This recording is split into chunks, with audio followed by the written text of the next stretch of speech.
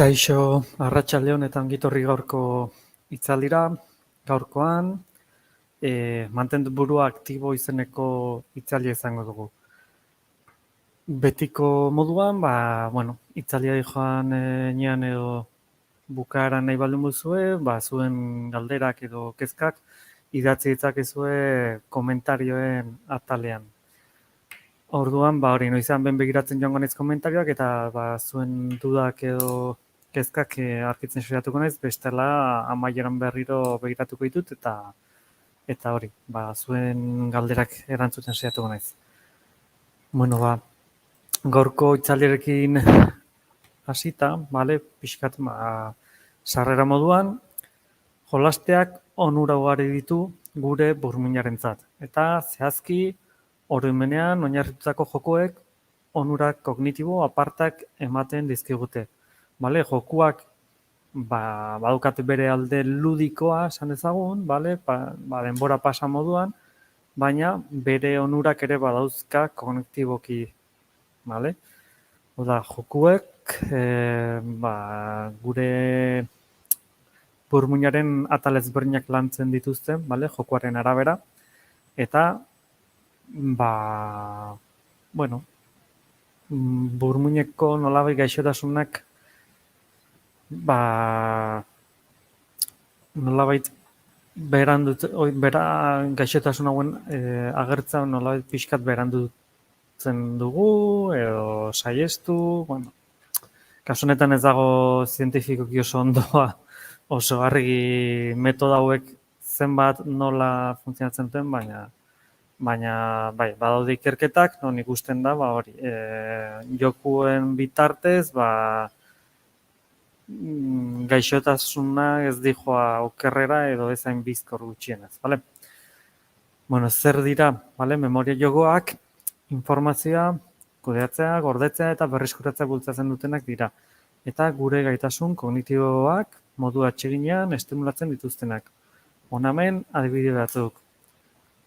Aurkituz berdintasunak, bakartia, kartetako jokua, sudokua, gurutzegramak, hau da, joku asko dauzkagu memoria edo atal ezberdinak lantzeko, Ondoren ikusiko ditugu telefonoa edo tabletan erabiltzeko aplikazio ezberdinak, aplikazio edo jokuak, gauza ezberdinak lantzeko. Hemen bakarrik lau aipatu ditugu, baina asko gitzazkegu, hau da, egunkarietan eta tortzen diren joko hauek, hauek izaten dira, sudokua, gurutzegramak, desberdintasunak, eta beste hainbat ere, batez ere udaldean oraindik gehiago etortzen dira, guzti hauekin nolabait alde kognitibo hori landu egiten dugu, zer lortzen dugu edo zer lortu dezakegu jokuekin, oroimen bisuala entrenatzea, gaixotasun kognitiboiek sustatu egiten dituzte, garuna osasuntsu mantentzen dute, kontzentrazioa ere hobetzen da, epe laburreko memoria ere handitu egiten da, epe luzerako oroimenarekin lotutako gaixotasunak prebenitu egiten dituzte, zientifikoki lehen esan dizudan moduan hau ez dago oso ondo neurtuta zein estatistika batzuk ere daude, baina ez dakigu zein joku nola zehazki nola afektatzen duen, baina orokorrean hitz eginda estatistikak eta ikerketak esaten digutena da gaixotasun horiek prebenitzen laguntzen dutela, edo behintzat hauen efektuak epe laburrean desagertu eta epe luzeran urteak edo denbora gehiago ondoren agertuko lirateke gaixotasun hauek.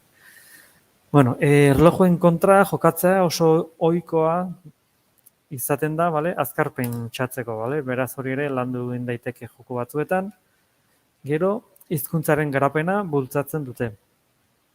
Joku batzuen bitartez ere, hizkuntzak landu egiten dira.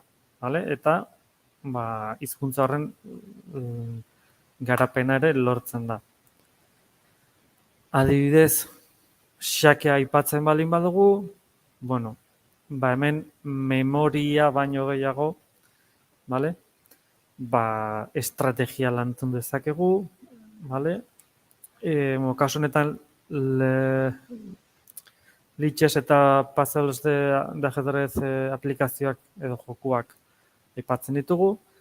Lehenengoan, ba hori, kodigo askea eta doakoa da, eta gure mugikorrean xakean jokatzeko aplikazioa da, bale, edo jokua.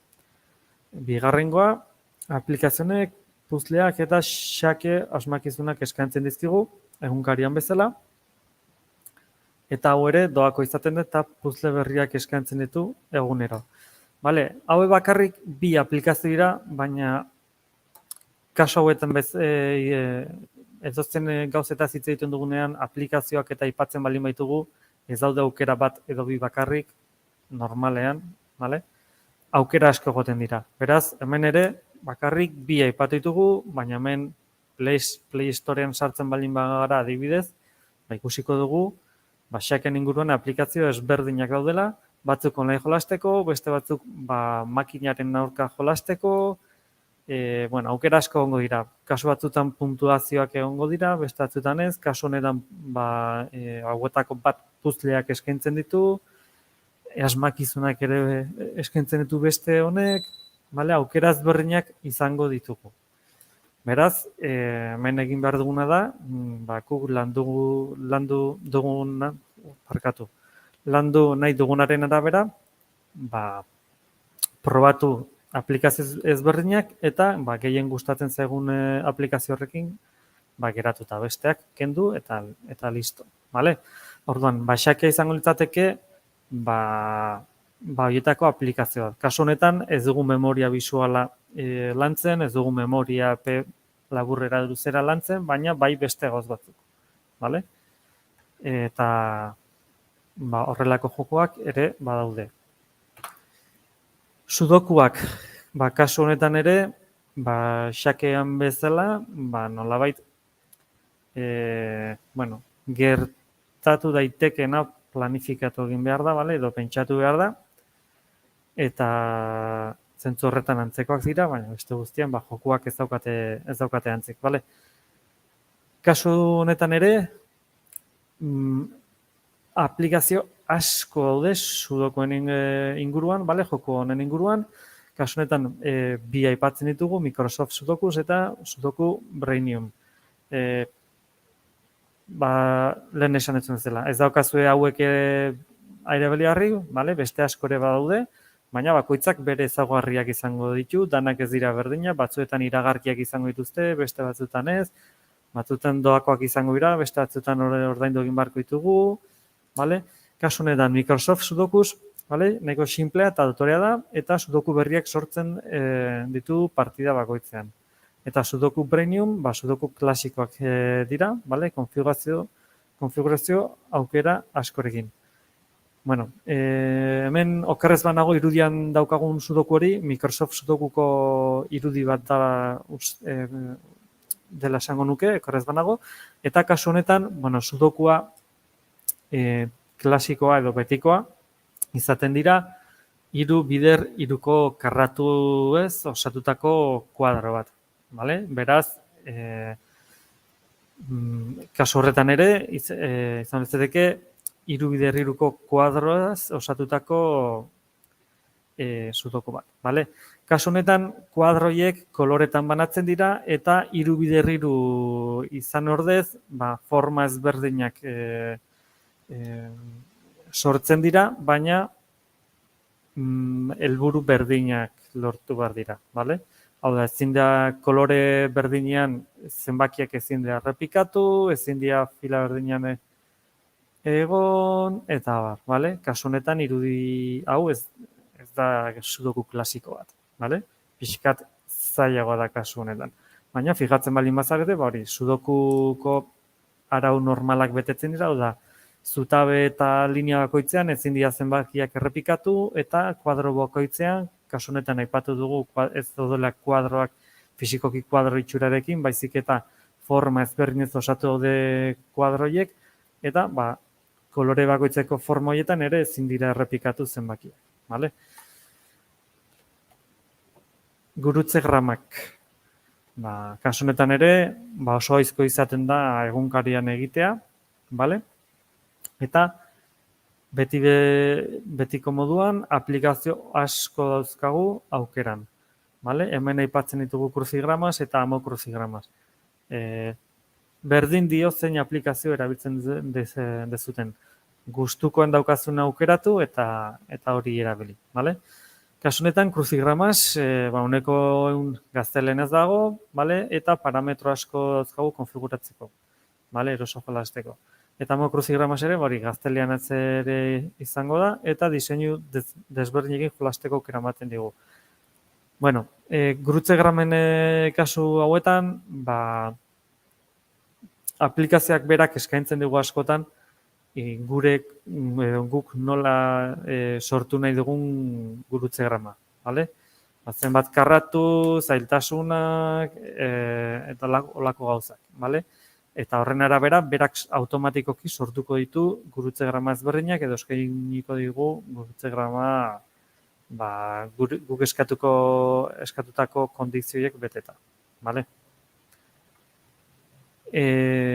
Kasu honetan, lehen aipatu dugun bezala, jolasteaz gain, memoriaz lantzeaz gain, hizkuntzak ere lantzen ditugu, bale? Ze azkenen, hemen bokabularia asko lantzen da mota hontako jokuekin. Bai? Bueno, ikusten dudanez, ez daukazue zalantzarik, berriro goratzen dizuet, komentarioen atala daukazue, zuen kezkak edo galderak idatzi alizateko, bale? Noizean behin begiratzen jango naiz, eta bestela bukaeran, berriro begiratuko dut, eta zuen kezkak edo zalantzak erantzuten saiatuko naiz. Bueno, beste joku mota batzuekin jarraituko dut. Kasu honetan, memorama edo juegos de memoria aplikazioa aipatzen ditu, bale? Memorama, askotariko memoria jokoak eskaintzen dizkigu, aplikazionek eta juegos de memoria kartetatik hasi eta dominoraino aplikazionek hainbat erronka eskaintzen dizkigu, gure memoriarako, bale? Bueno, kasu honetan, joku hauekin bai memoria lantzen dela bereziki, bale? Hemen aukeratzen dugun aplikazioaren arabera ere, aukera ezberdinak izango dira, ez dute denek aukera berdina. Lehenengo aipatu dudan memorama aplikazio horrekin, nahiko sinplea da, eta memoria jokoak eskaintzen ditu, besterik ez. Kasu horretan, irudi ezberdinak eskaintzen ditu, ikusi, eta gero zuk adierazi barrezu, adibidez, joku tipiko izaten da, argazki ezberdinak edo karta ezberdinak erakusten dizkigu argazki batzukin, berriro buelta ematen dizkie kartei guk ez ikusteko eta bikoteak egin behar dira, baina aukeratzen joan behar gara bikoteak sortzen, bale? Bat, bi, hiru, bale, horrela bikoteak sortuta ez du balio, lehenengo bat, gero hiru, ez bat, hau da, lehenengo aukera horren bikote aukeratu behar dugu urrengoa, ez beste taldekide batena, bale? Beste aplikazioa, horrelako joku eta aparte, dominoa ere badauka, eta beste hainbat gauza, bale? Kasu hauetan ere, beste aplikazioekin gertatzen den moduan, kasu batzutan puntuak eta erabiliko dira, beste batzutan ez, kasu batzutan egunero memoriako kasu honetan ez dut goratzen orain, baina bai gurutze gramako kasuetan, egunero bat berri bat eskaini, horrelako gauzak, bale? Pixkat aukeratzen dugun aplikazioen arabera, aukera horiek aldatu egingo dira. Beste aukera tipiko bat, desberdintasunak hauek ere egunkarian izaten dugu, egunkarietan normalean marrazkiak izaten dira eta formak eta identifikatzea sinpleago izaten da kasu batzuetan. Hemen aipatzen ditugun bi aplikazioak, encuentra las diferencias eta encuentra la diferencia izeneko aplikazioak dira. Lehenengoan, bi irudien arteko desberdintasunak bilatu behar ditugu, bale? hemen ereduan daukagun moduan, bi argazki horiek oso antzekoak dira, baina ez dira berdinak, eta bi argazki horien artean dauden desberdintasun horiek topatu behar ditugu eta markatu behar ditugu. Kasu honetan adibidez, argazki honetan ikus daitezke adibidez Espainiak berdeak daudela eta buru ondoan dagoen la rosa berde bat edo horrelako zer berde bat dagauka buruaren ezkerraldean, vale? Beste argazkian ez dagoena. Hori adibide moduan. Bale, orduan, hor argazki ezberdinak erakutsiko dizkigute aplikazio honetan, eta bi argazki horiek oso antzekoak izango dira, baina beti egongo dira desberdintasun batzuk, eta hauek topatu behar ditugu. Bigarrengo aplikazioan, bestearen oso antzekoa da, vale? Baina kasu honetan zailtasuna pixkat aukeratzeko aukera daukagu. Beraz, aukeratutako zailtasun horren arabera, argazki horietan topatzeko eukiko dugun zailtasun hori errexagoa izango da edo zailago izango da. Beraz, joku honek ez dauka misterio handirik, baina bai bisualki gauzetan asko fijatzea eskatzen digu, eta ikusitako hori memorizatzeak ere asko laguntzen du. Bueno, kartetako joku asko daude hemen, bale? Ordenagailuan adibidez, tipikoa izaten da, kartia edo solitario, karta blanca, horrelakoak, bale? Bueno, hemen telefonorako aplikazio asko ere badauzkagu kartetako jokuekin, bale? Kasu honetan, solitario klasiko eta solitario showtime aipatzen ditugu, baina lehen esan dizuedan moduan, aukeran dauzkagu, bale? Errexena izango litzateke, aplikazio dendan sartu, Play Storean, eta bertan bilatu, bale? Eta horra agertuko zaizkigu lista sorta bat, eta bertatik aukeratu.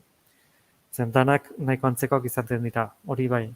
Fijatu beharko gara, ea doainik dian, edo ez, iragarkia dazkaten edo ez, baina bestaldetik, danak nahikoak nahiko antzekoak izaten dira beraien artean. Bueno, solitario klasikoren kasuan, mugikorrean eta tabletean karta bakar jokoan jolasteko aplikazioa da bakarrik, bale?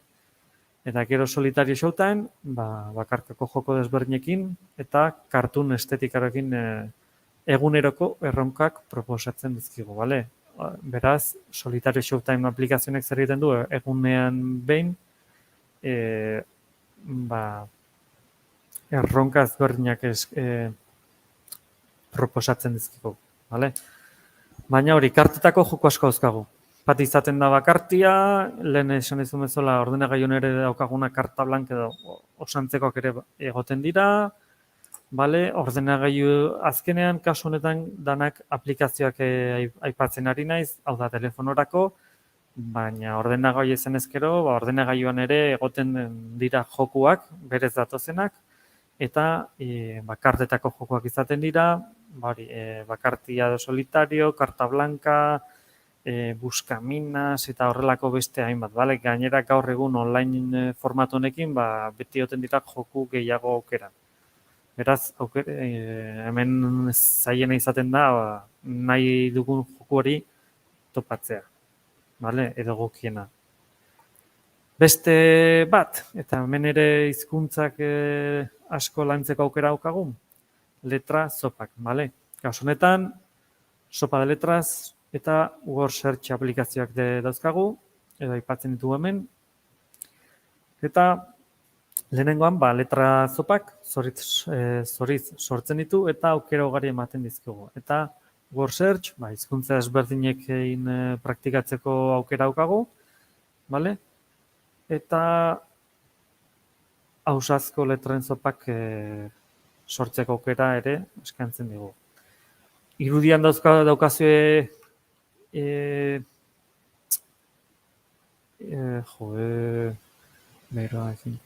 eredu bat barkatu, eta hori, azkenean aplikazioaren arabera, zailtasuna edo eskaintzen dugu, beste kasu batzutan hizkuntza ezberdinekin ere landu dezakegu, eta kasu honetan B aldean dauzkagu topatu behar ditugun hitzak eta hitz horiek goikaldean topatu behar ditugu, bale? Letra zopa klasikoa.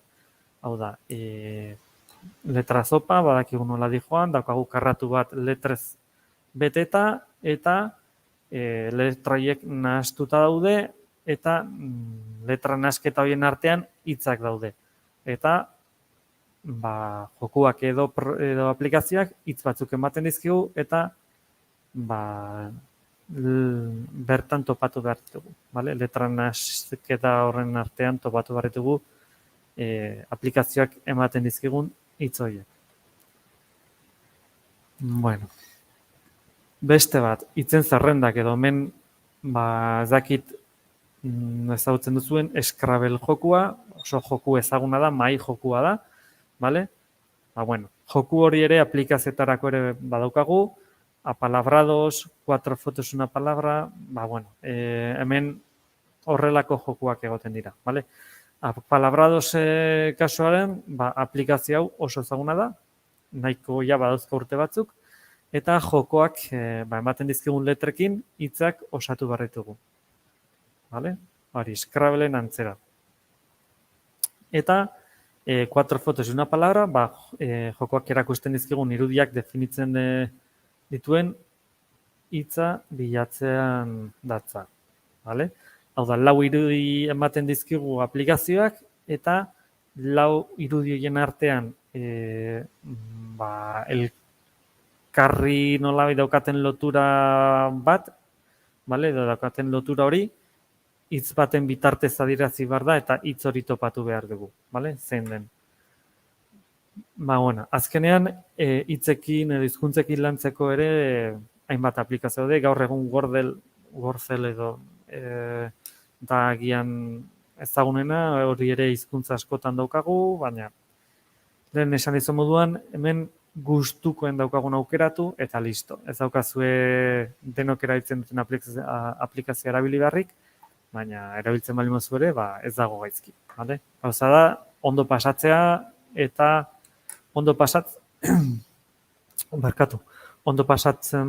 baldin badezue, azkenean automatikoki nolabait burmuinan zati horiek lantzen dira.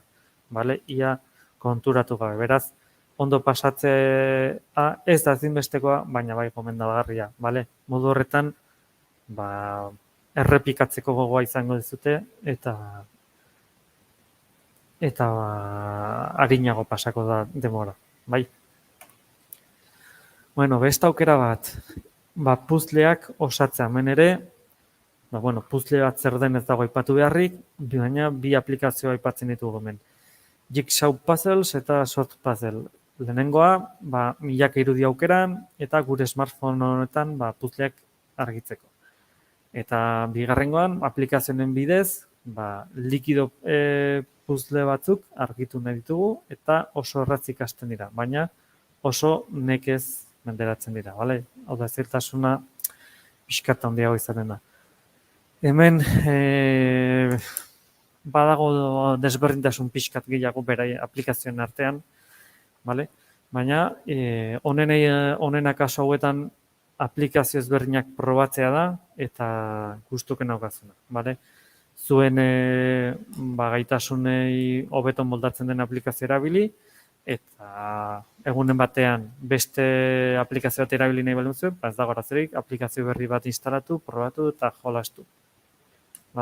Beti hor aukeran daukazue aplikazio aldatzeko, beraz, hori ez da inon arazorik. Pixkat laburtuta kontuan hartzekoa, gure gailu mugikor guztietan erabilitzazkegu, ondo pasatzen dugun bitartean, gure burua osasuntsu mantentzen laguntzen digute jokuak, hiztegia hobetzen laguntzen digute ikusitugun joku batzuk, ez denak, baina beste batzuk bai, eta joku mota asko daude.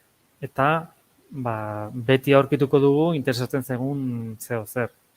Batzuetan estrategia izango da, estrategiako jokuetan luzarora begira nolabait estrategiak pentsatu behar ditugu, makinak edo beste pertsonatik zer egin behar duten pentsatu behar izango dugu gure erabaki hartu aurretik, gero, nolabait, memoria lantzeko ere jokoak ere badaude, adimen bisual hori ere lantzeko jokoak ere badaude, hizkuntzak lantzeko jokoak ere badaude, pixkat denetik daukagu, bale? Beraz, ondo pasatzen laguntzen diguten joko horiek topatu behar ditugu, eta jolastu, eta ondo pasa. Ez dago hori bai, ez ezagun egun osoa jolasten pasa, bale? Bestela azkenean kontrako efektua lortu dezakegu, hau da gorrotatzea, eta hori ere ez da helburua. Beraz, jolastu bai, baina kontrol pixkatekin, bai? Bueno, mila esker gaurkoan hemen gurekin egotegatik, ez dakit kezkarik daukazuen. A ber, hementxe... Vale, hemen idatzi dezu kezkan bat, Jono, esta charla, ¿vale? La misma charla, la tienes disponible este jueves, ¿vale? A la misma hora. Los martes suele ser en euskera, los jueves suele ser en castellano. Bai, beraz, beste norbaitek charla hau orderaz ikusi nahi izan ezkero, ostegunean hitzaldi berdin izango dute, baina gazteleraz. Bai? Eta uda aurretik bukatzeko, hurrengo astean, kontsumoaren, kontsumo iraunkorraren inguruko hitzaldi izango dezute, aste artean euskeraz, ostegunean gazteleraz. Bai? Kasu horretan, goizean izango da, bale? Eguerdiko 12-tatik, 12 gutxi gora bera. Bale? Bueno, beste kezkarik ez baukazute, gaurko hemen utziko dugu, eta hurrengo hitzaldi batean ikustea espero dut.